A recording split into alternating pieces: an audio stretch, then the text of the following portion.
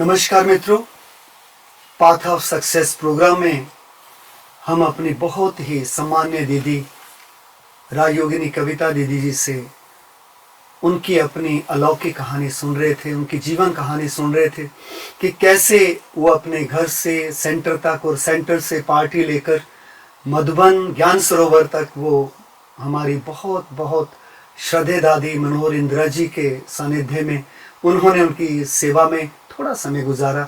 और उसके बाद दादी जी ने उनको हारमोनी हॉल में एक गीत गाने के लिए भेजा और गीत के बाद उनको मुरली पढ़ने के लिए भी ज़रूर दादी भेजेंगे, क्योंकि वो कहते हैं कि किताबें रसाले ना अखबार पढ़ना, मगर हर रात को दिल ज़रूर एक बार पढ़ना। तो ऐसे हमारे दीदी जी से हम ये बातें सुनेंगे कि वो मुरली सुनाने के लिए वो उनके कदम कैसे आगे बढ़ गए। लेकिन पहले स्वागत करते बहन जी, आपका बहुत स्वागत है यहाँ हमारे प्रोग्राम में। ओम शांति। आप और आपने हमारे दर्शकों को पहले और मुझे भी इस बात से अवगत कराया कि दादी जी ने आपको एक गीत गाने के लिए ज्ञान सरोवर हारमोनी हॉल में भेजा, और उसके आगे की बातें सुनने के लिए हम बहुत उत्सुक हैं। कृपया सुनें। तो दादी जी ने जैसे कहा कि आपको गीत गाना आता है, मैंने कहा जी दादी मुझे गीत गाना, तो तुम तो यही कहीं बाबा मेरे आस पास हो, बहुत मीठा गीत आते नजर नहीं पर मेरे साथ साथ हो। आप गा करके सुना दें तो थोड़ा सा अच्छा रहेगा, हमारे दर्शक और भी आनंदित हो जाएंगे। आवाज अच्छी नहीं आएगी तो कोई बात नहीं, हमारे आपके मुखारबिन से जो भी होगा वो तो ऐसे फूलों की तरह महकेगा, कोई ऐसी बात नहीं। तुम तो यही कहीं बाबा, तुम तो यही कहीं बाबा मेरे आस पास हो, आती नजर नहीं पर मेरे साथ साथ हो, तुम तो यही कहीं बाबा। वाह जी वाह, ये तो आपने आप कहते गाना नहीं आता, ये तो बहुत ही अच्छा आप गाते हैं, ऐसी बात नहीं है, और वो भी दिल से। तो ये जो मेरे संगीत है बहुत मुझे पसंद आते थे बाबा के गीत, और रोज़ मैं ये गीत गाती थी, हमारी चाची गीत गाती थी, और मैं संधि पर बैठ के योग से पहले, मुरली से पहले और मुरली के बाद ऐसे 8-10 गीत मैंने इतने याद करके रखे थे, और मैं वो गीत गुनगुनाती थी, गाती थी। फिर उसके बाद जब दादी जी के पास रहना शुरू हुआ तो दादी जी ने सारा समाचार लिया और फिर गीत गाने के लिए मुझे कहा। फिर दादी ने क्या और भी कुछ सुनाना है, तो चाचा जी मुझे एक प्रैक्टिस कराते थे कि रोज़ अमृत वेले के बाद मुरली पढ़नी है, और मुरली पढ़ने के बाद स्वमान लिखने हैं। आज भी मेरी वो दिनचर्या रहती है। अच्छा, मुरली क्लास से पहले मुरली पढ़नी है, अमृत वेला और मुरली क्लास के बीच में? हमारा जो टाइमिंग होता था 2:30 बजे उठने का। अरे वाह। अमृत वेला जो हमारा, क्योंकि हमारे लौकिक परिवार में जो गीता पाठशाला थी वो 5 बजे चलती थी, 6 बजे पूरी हो जाती थी, क्योंकि बहुत क्वालिफाइड लोग आते थे, सर्विस वाले, खेती वाले, तो 6 साढ़े 6 क्लास पूरी हो जाती थी। लोग सो के भी नहीं उठते थे, हमारी क्लास पूरी हो जाती थी। तो 2:30 बजे का रोज़ का हमारा उठना टाइमिंग था, और फिर 3 बजे तक तो हम क्लास में योग में आ जाते थे। तो 4:30 तक हम करते थे, क्योंकि 5 सवा 5 तक हमको रेडी होकर क्लास में बैठना होता था। तो दिनचर्या ही थी कि गीत बाबा के और स्वमान लिखने जरूरी है। जैसे मैं आत्मा मास्टर सर्वशक्तिवान हूँ, मैं मास्टर ज्ञान स्वरूप हूँ। वैसे दीदी, मैंने देखा है कि वो आपका पढ़ाई के प्रति या ईश्वरीय ज्ञान के प्रति वो जो आपका एक प्रगाढ़ संस्कार है, वो आज भी मैं देखता हूँ। मैं भले वहाँ अपने पंजाब में होता हूँ, जब लाइव मुरली चलती है तो प्रथम पंक्ति में मैं आपको मुरली लिखते हुए मैं देखता हूँ। वो शायद अभी भी वो बातें आपको अच्छी लगती हैं। जी, मुझे पढ़ने सन्मुख बैठ के मुरली सुनना बहुत इंटरेस्ट है, लिखना पढ़ना मुझे बहुत अच्छा लगता है। आज भी मैं अमृत वेला पूरा करती हूँ, और करने के बाद में मुरली पढ़ती हूँ, पढ़ने के बाद में रोज़ स्वमान लिखती हूँ, और 7 स्वमान लेती हूँ, क्योंकि तो बाबा और दादी का 7 है। 7 नंबर मेरा लक्की नंबर है। 7 तारीख को मेरा जन्म भी हुआ है, लौकिक जन्मदिन भी है, तो मैं 7 स्वमान लेती हूँ और रोज़ लिखती हूँ। तो आज बचपन से आज तक की वो मेरी दिनचर्या बनी हुई है। और 7 से ही सतो प्रधान बन जाना। जी, तो दादी जी को सब बताया मैंने कि दादी ऐसा है, तो दादी को बहुत अच्छा लगा कि दादी ने अपनी दिनचर्या में मुझे एक ऐड किया। दादी पूरा अमृत वेला करने, जैसे तुम सेंटर पर करती हो तुम ऐसे यहाँ भी कर सकती हो, का अमृत वेला कर लो। अच्छा मुरली तुम अकेली अभी मन के मन में नहीं पढ़ो, जोर से पढ़ो तो मैं भी सुनूंगी। फिर दादी जी को मैंने मुरली ये सुनाना। दादी कॉटेज की बात दादी है, कॉटेज मनोहर में, इंदिरा दादी मनोहर जी ज्ञान सरोवर की, ज्ञान सरोवर। दादी कॉटेज के कमरे की बात, दादी जी के रूम में। तो दादी जी को दिनचर्या बताई और फिर वैसे करने लगी, दादी को बहुत अच्छा लगने लगा। उसके बाद हम चंडीगढ़ गए, 8 दिन के बाद हमारा चंडीगढ़ जाने का प्रोग्राम था।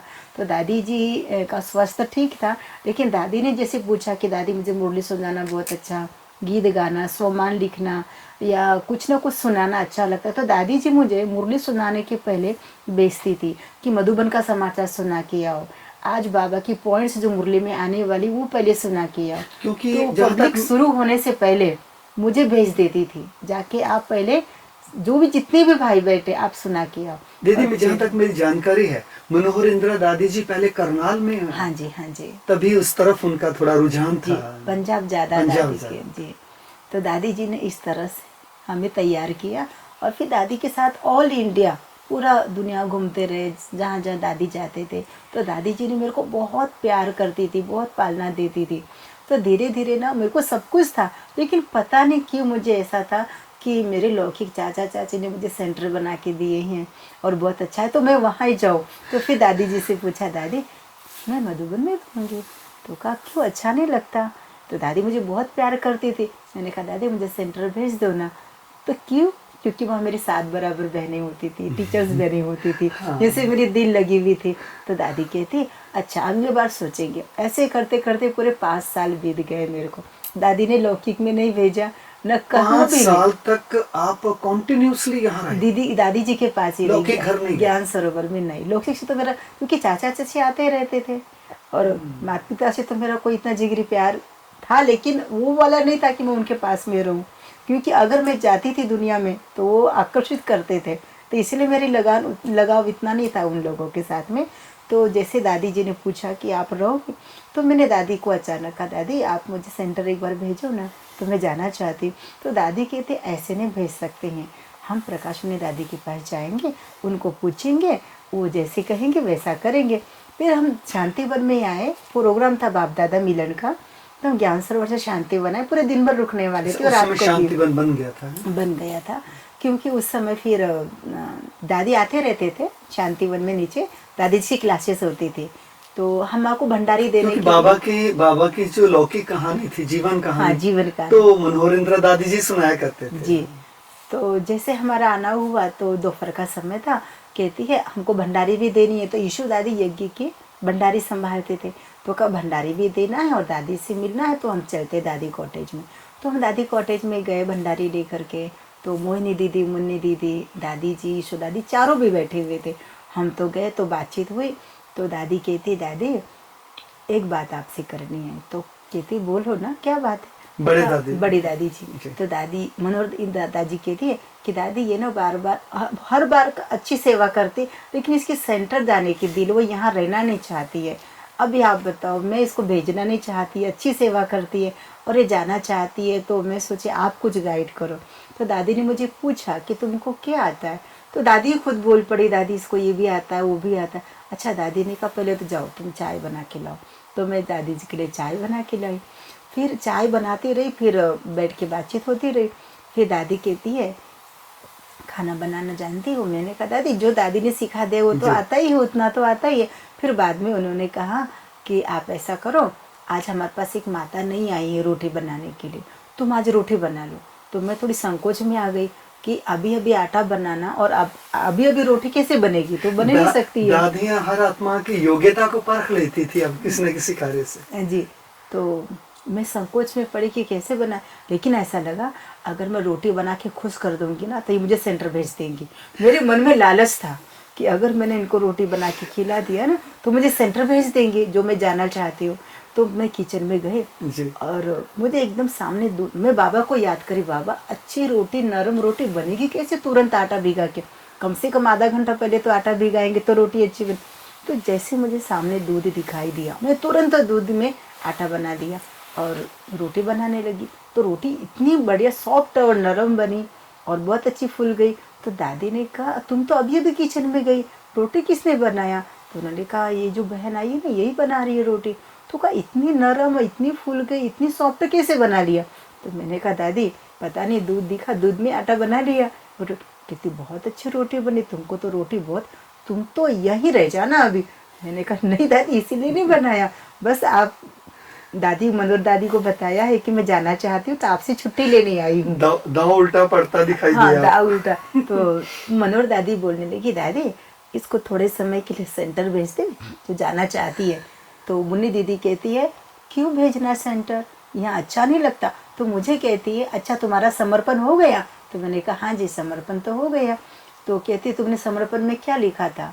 यही लिखा था कि जो बड़े बोलते हैं, जहाँ रखते हैं, जो खिलाते हैं, जो जहाँ सुलाएंगे, जहाँ हाँ, के वो खिलाएंगे, तो मानेंगे। कहा अभी ये बारी है कि तुम वापस नहीं जाओगी। तो अच्छा मुझे लगा फिर से मनोहर दादी के पास। कहती नहीं तुम मनोहर दादी के पास भी नहीं जाओगी, तुम बड़ी दादी की सेवा में रहोगी। ये मुन्नी दीदी जी। मुन्नी दीदी और मोहिनी दीदी का कहना।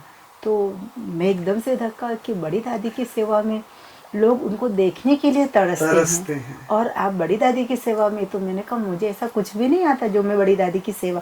तो बड़ी दादी जी को मनोहर दादी जी ने सब बता दिया था कि ये स्नान मेरा कराती है, साड़ी भी पहनाती है, मेरी चोटी भी बनाती है, मुझे तैयार करती है और ज्ञान योग में एक्यूरेट है और दिनचर्या में बहुत परफेक्ट है, इनको जो भी सेवा बोलो ना नहीं करती है।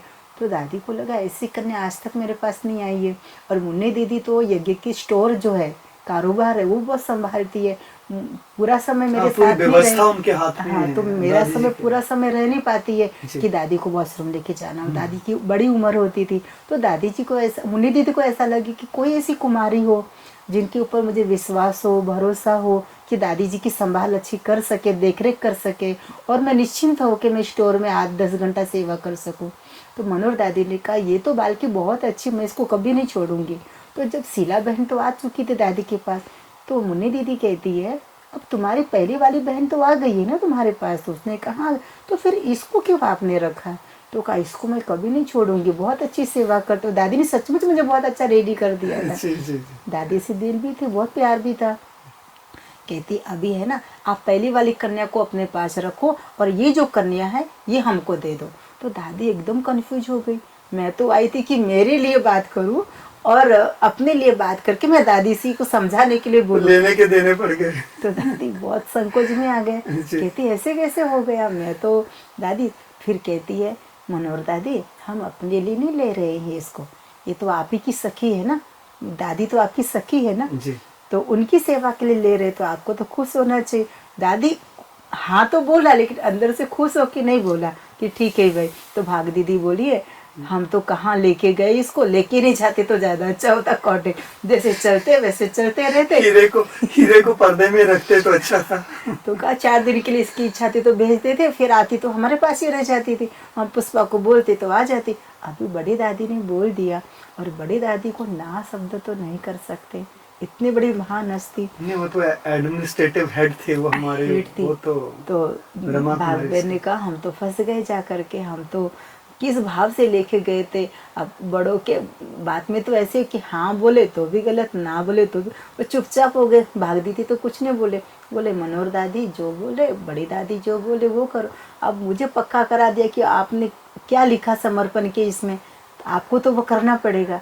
अभी आप बड़ों के अंडर हो और बड़े जो बोले आपको वही करना पड़ेगा। तो मैं तो हाँ जी